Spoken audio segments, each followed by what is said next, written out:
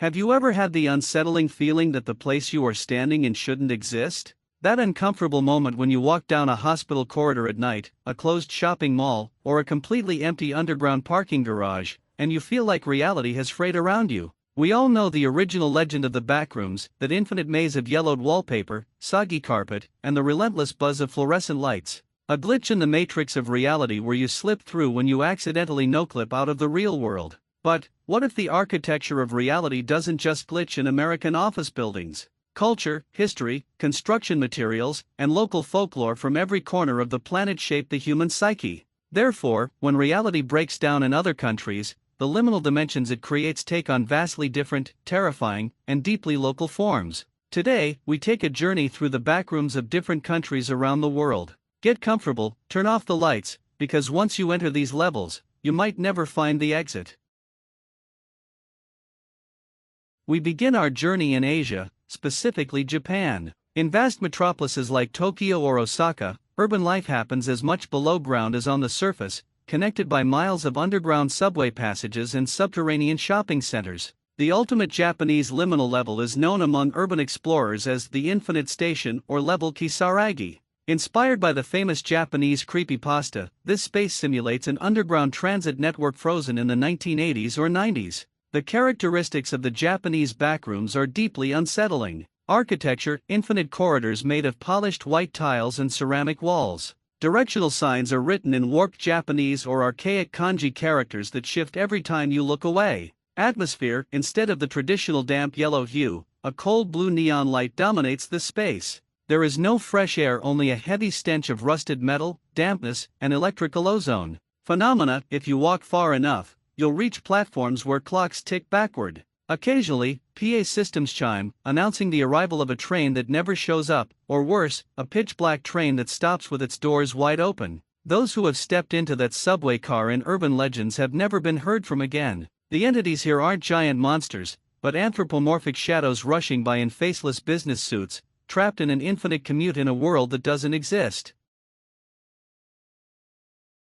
Now let's head to Eastern Europe and the former Soviet Union. Here, brutalist architecture and the monotony of concrete have spawned a completely different type of backroom, the panelka level or the infinite Khrushchevkaz. Imagine being trapped inside a massive 1970s Soviet residential complex. The interior: narrow hallways with walls painted halfway in mint green or industrial blue, the classic paint used in Soviet government buildings. The floor consists of worn linoleum peeling at the edges. The maze of doors on both sides of the hall are hundreds of heavy wooden doors padded with synthetic leather.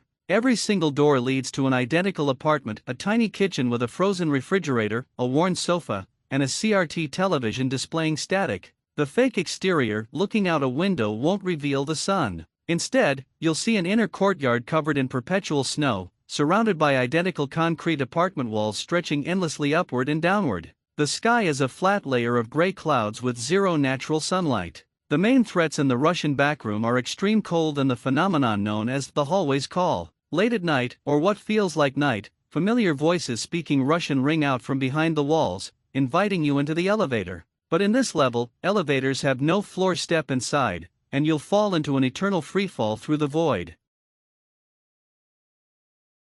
Moving over to Latin America, the manifestation of the backrooms becomes strikingly personal, nostalgic, and wrapped in a bizarre sense of warped warmth. Here, two primary variations emerge: the colonial mansion and the infinite favela/neighborhood. Variation A: the red tile estate. Endless hallways of red clay floor tiles, stone arches, and central courtyards filled with potted plants that look withered yet never die. The air smells of humidity, wet soil, and stale coffee. Lighting comes from wrought iron lanterns flickering with warm yellow light. The danger here lies in temporal disorientation. You feel as though you are in your childhood home or your grandparents' house, yet the layout is mathematically impossible. Staircases lead back to the floor you just left, and locked antique padlocks bar doors to forgotten rooms. Variation B: the infinite housing suburb. Imagine a massive maze constructed out of low-income housing units, raw exposed brick, and unpainted concrete blocks. A labyrinth of tight alleys, tangled overhead power lines, and spiral metal staircases leading nowhere.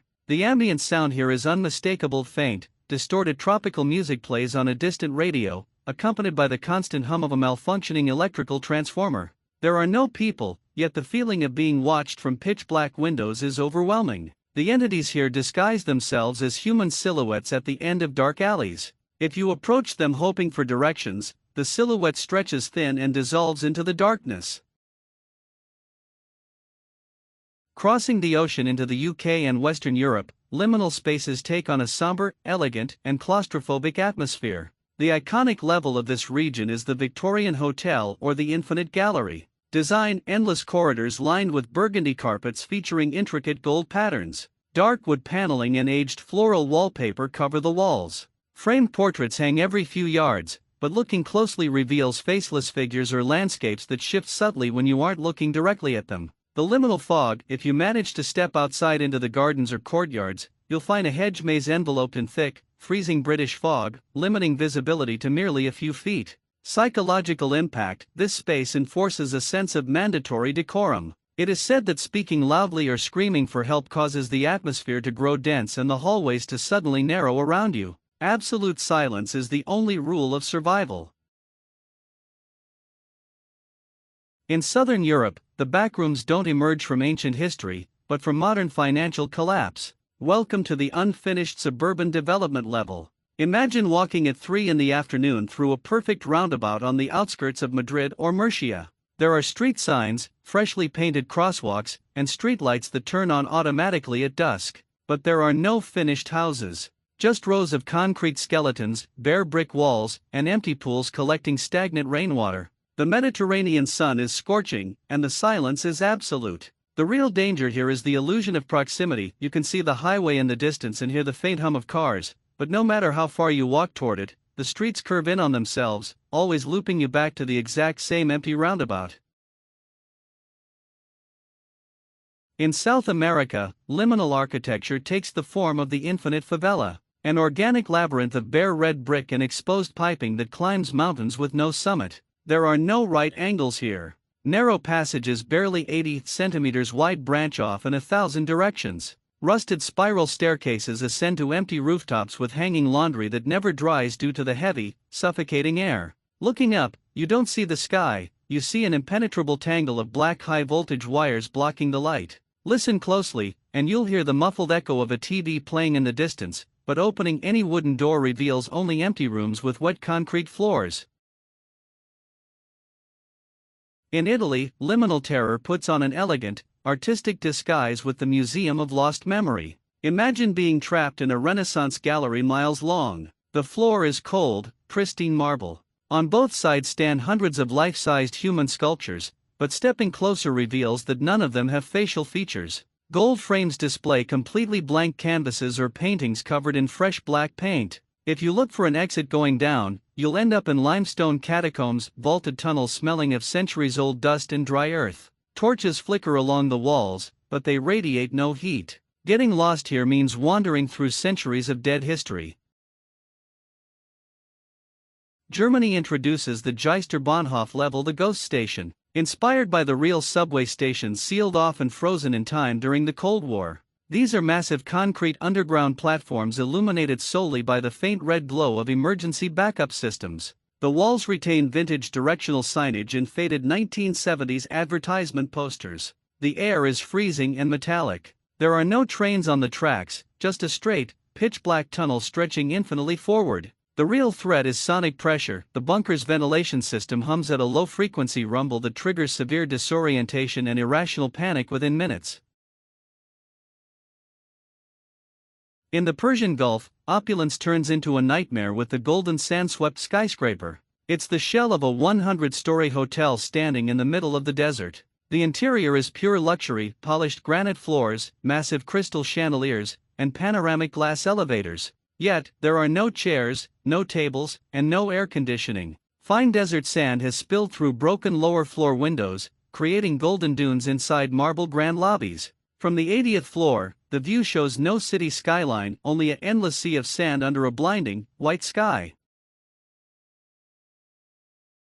To wrap up, in Latin America, Mexico provides a terrifyingly everyday variant: the infinite housing complex. Rows upon rows of 4-story residential buildings painted in sun-faded pastel tones. External concrete walkways interconnected by iron security cages and exposed stairwells.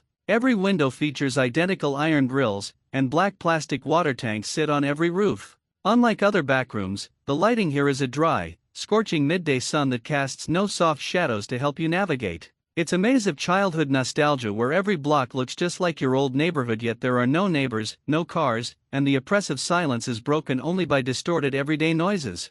In conclusion, each country's backrooms are a reflection of their own fears and urban history. They aren't just an internet legend, they are the result of the anxiety we feel when we are completely alone in everyday spaces. Whether it's Japan's underground subway, Russia's frozen blocks, Latin America's old manors, or Europe's hotels, they all represent the same thing: loneliness in the concrete. So, the next time you walk alone down a corridor or a deserted street, listen closely to your steps. The line separating your world from the backrooms is thinner than you think. If you liked the video, hit the like button and subscribe so you get notified about new videos. See you next time.